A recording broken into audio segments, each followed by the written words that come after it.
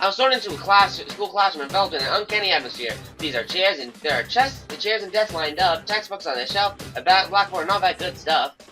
But the walls are plastered with posters and barricades. Table labeled P1 Grand Prix is strung up all over the place. Seriously, who made these things? I look at the blackboard, puzzled, and read the word Yasugami High School monthly events written upon it. When I exited the TV, I found myself in a classroom. Yasu High is where those wannabe detectives go, huh? Of course, this isn't the real school, but I get the feeling that they'll be showing up anytime now. Oh, well, that doesn't matter. The thing is I need to worry about is that whoever called me here is somewhere in this school, too. Seriously, I can't believe I'm called in here all of a sudden. I'm not even a cop anymore. Honestly, I'd rather be in prison. Well, that said, even if I go back, I'll be back to square one. That would be very annoying. Fine, I'll play along then. I was getting tired of dealing with these idiot cops anyway. Well, I guess I'll go. Didn't think anything like this would ever happen again. Isn't there something wrong with this world? Who knows what'll happen next? I guess I'll start investigating from the top. I scratch my head and start making for the door out of the classroom. I'll sure I'll find some evidence if I start walking around. Wait a sec. That's something Dojima said used to say all the time. Oh man, I've picked up the habit without realizing it. Look what you've done to me, Dojima-san. Give me a break, Dojima-san. I rolled my eyes and leave the dark classroom.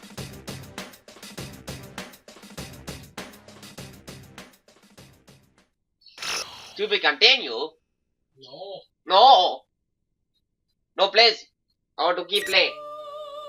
But that was the whole first one? That was 12 minutes long! I thought that was... What the shit, man? I thought it was more like the first second. I'm going in. Go ahead, Adachi. If you don't get to fight as Adachi, I'm gonna be mad. Alright, next. This school is a terrifyingly quiet world. After leaving this classroom, I take a stroll across the school, the empty school building, and a blurred, dim light, making it all the creepier. And for some reason, it became a complicated maze, as if the entire school had become a giant trap. Man, whoever made this must be pretty twisted. Then again, who am I to talk? I glanced around and noticed the walls and ceilings were bored through as if someone crashed into them. I saw plenty of similar signs of damage on the way here. Damn. I neither know nor care of what happened, but the violent scratches here tell a story of what happened. At any rate, this is definitely not a peaceful place. I'm starting to get sleepy. I'm out of shape and my back is hurting. Let's get this over with and go back. I rub my tired eyes and climb up to the nearest set of stairs. Oh, what's behind door number 1? There's just a single door at the end of this path. Normally this would be a way to the roof, but there's no telling where it goes in this crazy world. In any case, I better take a look. It doesn't appear to be locked. I slowly open the door, and a warm, moist wind blows What in. in the world is this? Casino for me is bizarre. A bunch of crosses are struck into the ground with an eerie, giant moon in the background. Close by, I can see the moonlit bridge, bent like a spoon. I definitely recognize it because I saw it more times than I would have liked to see while I was in the city still. Talk about some disturbing taste in decor. This place feels like a set from a B movie. It feels like zombies are going to attack me from out of nowhere. Well, if I'm in the TV world, then there are shadows here. I guess they don't look all that different. Take a look around at the area while I'm thinking that. I sense a presence right behind me, and I instantly realize that someone snuck up on me. You gotta be kidding me. I may be crook, but I was still a cop. I was paying attention to my surroundings, and somebody still got the drop on me. I carefully turned around to see a young man standing there. Welcome to his world. You must be Toru Adachi. The young man spreads his arms in a welcoming gesture. He has impressively red hair, has a sharp yet cold stare. He carries two old-looking katanas and bears an X-shaped scar across his face. But above all, his extraordinary pressure he's giving off. It's the same feeling as what I felt in the interrogation room. He's the one who called me here, no doubt about it. Chills run down my spine in the face of his murderous intent. I keep a straight face and speak like I always do to hide my fear. Are you the one that called me out? Seriously, I'd rather not. I'll tell you who I am to thank you. I am Minazuki. Sho Minazuki. The young man grins after he says that. I notice he has a Yaso High uniform tied around his waist. Does that make him a student yet there? He seems rather composed to be one. Those detective wannabe brats acted more their age. Huh? And what does this Minazuki-kun want with me? If you don't have any business in particular, I'd really like to head back. Whether or not I explain myself to you will be decided right now. And in the blink of an eye, his katana is pointed at my throat. Hey man, what gives? He's the one who wanted me here. Isn't this a bit of mean reading? While I'm feeling frustrated with this, Mizuki tosses a gun towards me. This grip, it's the same revolver as the one I kept when I was a detective. It's your gun. Pick it up. You're a skilled marksman, no? Mizuki raises his katanas. The punk wants to test my strength. Fine. I duck my tongue and pick up the revolver off the ground. Or flick, I think it was flick my gun. It pisses me off that I have to listen to this brat, but I have a feeling things will be a bigger pain if I refuse to fight. I take in comfort of my familiar grip in my hand and turn to Mizuki. Are you sure you want to give me this? I'm the suspect in a murder case, you know. That's fine. Come at me, as if you wish to kill me. Wow, someone's confident. Okay, don't mind if I do. Shit's getting good. I get to fight. Fight. I'm excited. This is a bigger TV that I usually record with, so kind of nice. You guys get to see my Adachi skills. I'm not that bad at Adachi, I can say. Finally! Now is it 2 wins or 1? You can't evade it. Fall! You can't evade it. More! How about this? Let's get to work. Persona! Now come out! Here you go!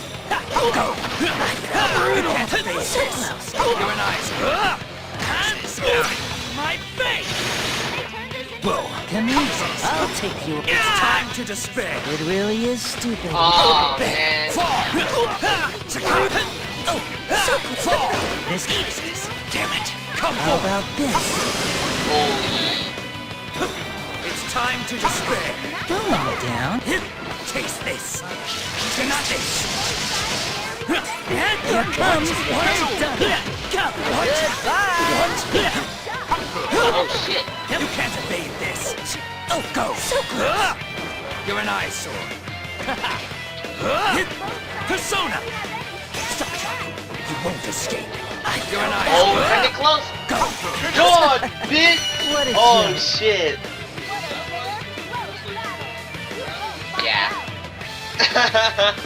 Rashawn knows. It's called humiliation kill, Rashawn.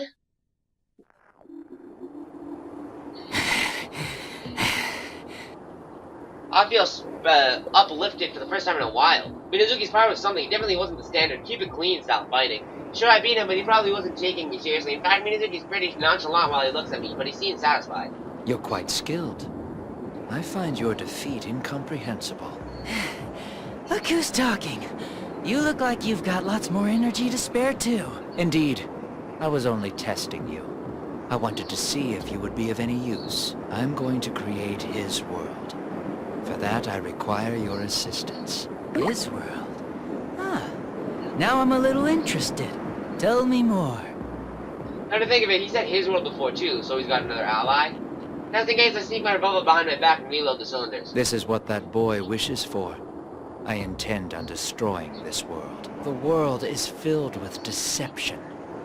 Those within it prattle about friendship and bonds, yet they trample over others in the dark without a care. There is no value in such a world. What must be done is to eliminate everything within it. Huh. That's got my interest. Truth to tell, you're probably right. This world's all about useless, shallow, so-called friendships. Oh god. And yeah, I think it's irritating too. I mean, hey, I gave destroying everything a shot once too. That's only half true. Bonds, friendship, helping one another, there are a lot of people who flaunt all this nice-sounding talk, but those same people will try to cut off others when they're attacked or in pain, right? In the end, it's just humans have to rely on each other in order to live, but far too many dumbasses misunderstand that and try to make it way more meaningful than it really is. That's why I really understand where this guy's coming from. It'd be nice if you could erase this shitty world like a magic trick. At least that's what I used to think. You gained a power beyond humans. Do you remember that time? Power beyond humans? Huh. You mean that thing? What do you want with it? I intend to summon that power, but it needs to be tamed. Mizuki's eyes waver like red flames. I see. It looks like he's been given power just like me. For that, I require your assistance. You will cooperate with me. You have no choice in this. Mizuki points his katana at me again. With my power, I didn't have much control. I was taken over by some mysterious force and had no memory of it. He's poked around my personal profile, but he's missing the most important part. I guess he's just some brat after all. He can't do his research. Come on, you're not giving me a say here. And about this taming thing, that's all up to you. What does it have to do with me? If you want my help, I guess I'll cooperate with you as best I can. As best as you can. Very well. You have another role as well. What? There's more? Persona users. I will gather them and make them fight. You will also participate in this. Huh? That sounds like a real pain. I mean, why are you making them fight? To be honest, I really don't want to get involved in this, but the right choice is to act like I'm interested and get as much information out of this kid as possible. Depending on how things go on, this guy might become a hindrance to me. I'll decide to make my move once I've heard what he has to say. After I make an interesting face, he surprisingly tells me the full outline of his plan.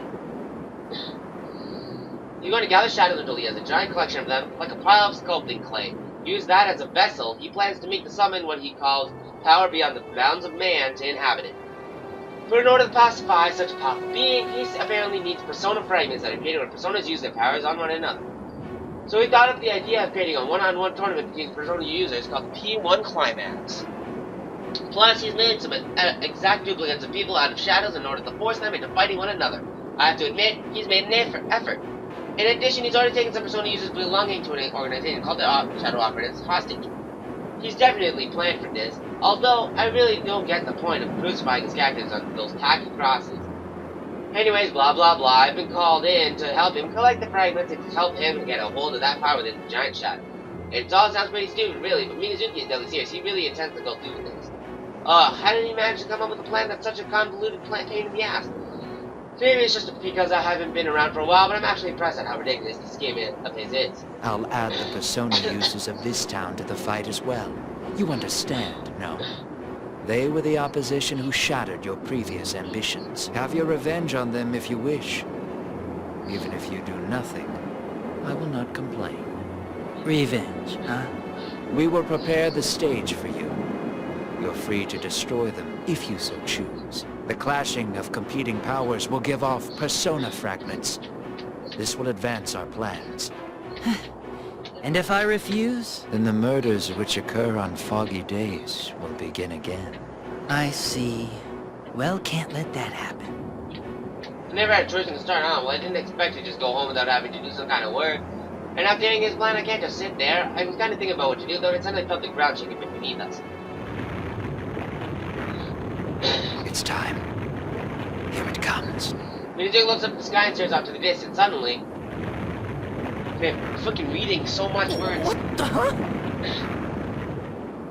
The shaking grows so intense that I can barely stand, and the roof soars up into the sky. I fall to my knees and brace my hands on the ground, lost for words as I stare upwards.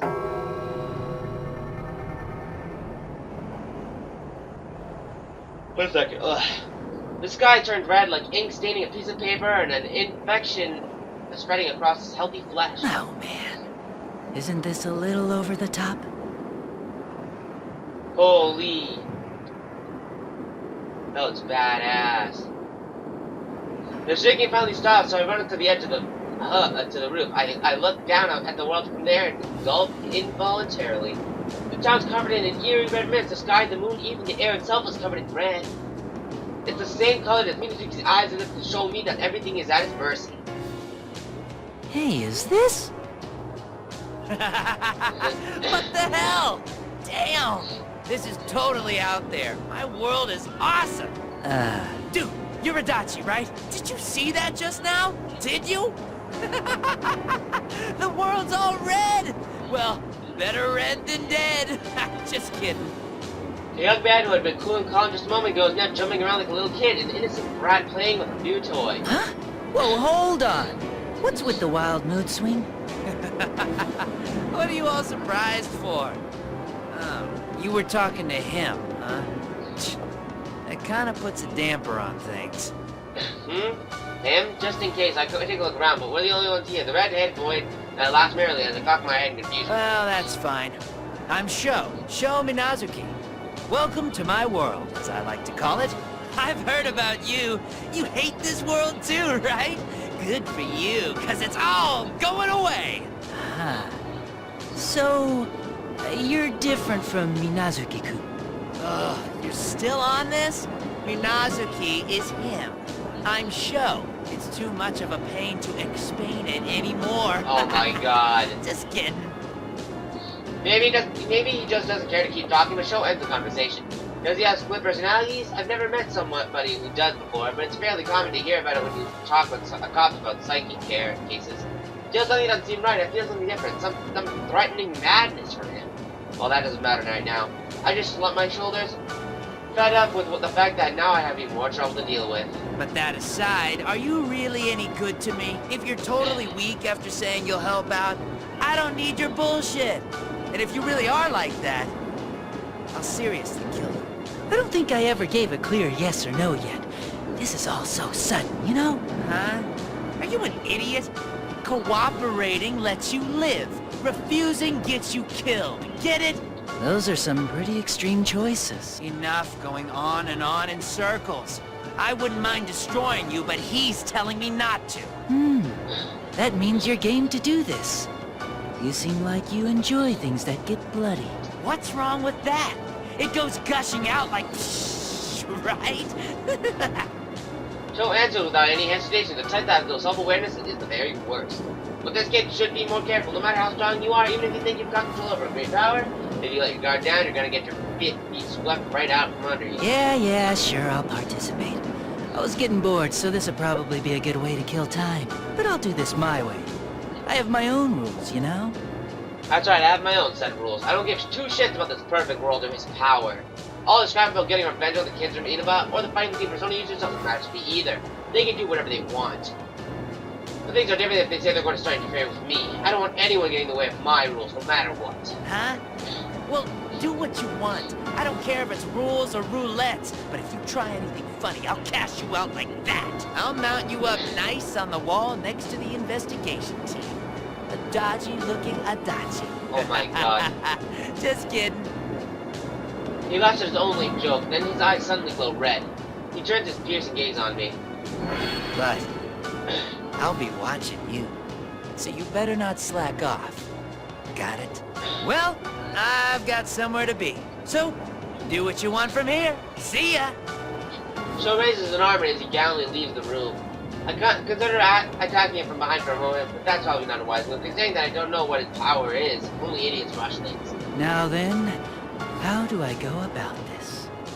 I would spin my revolver on my finger out of habit, then look up at the red sky, crimson shrouded, filling my line of sight. Ah, that brings back memories of being inside the TV last year.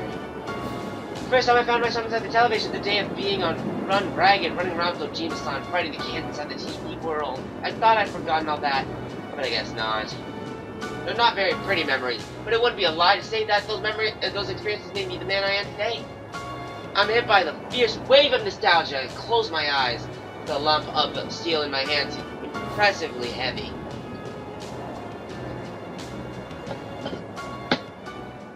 Is that to be continued? Yeah, man. Damn!